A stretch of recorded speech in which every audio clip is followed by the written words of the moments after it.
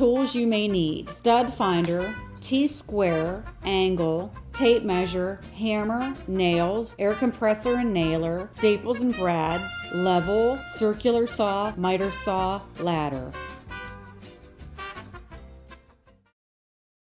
Clean and prepare the area. If your wall is a light color, I would suggest painting it a gray or a darker earth tone, as some tiny gaps may show between the pallet wood.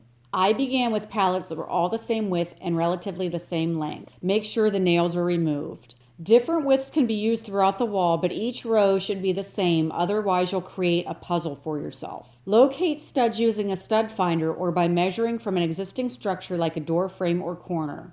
In this case, I measured 16 inches over from the door frame and put painter's tape vertically on the wall and every 16 inches thereafter. Next, I took a T-square and drew vertical marks on the painter's tape. I double-checked my marks with a level. I almost always prefer making my marks on painter's tape versus the wall in case I make a mistake. I practiced on this wall leading to the basement because it doesn't show to the rest of the house, although it made my first cuts a bit difficult because I was leading off with an angle due to the staircase above.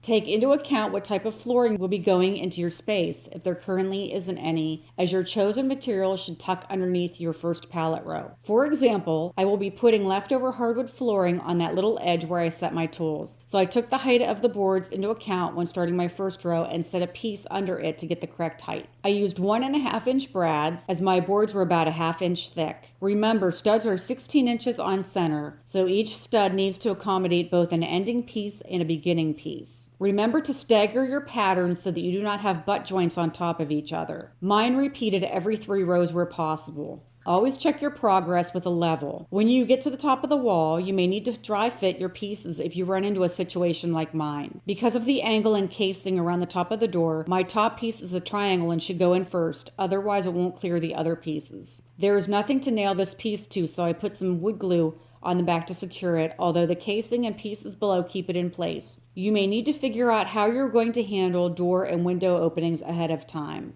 Remember, you will have to work around casings too. In the case in my living room, I started the row above the casing and then worked my way down. Also, you may need to figure things out mathematically on paper to account for your width of the board so you don't end up with a tiny strip at the very top or bottom of the wall. Best case scenario is to have flaws hidden in an obscure area.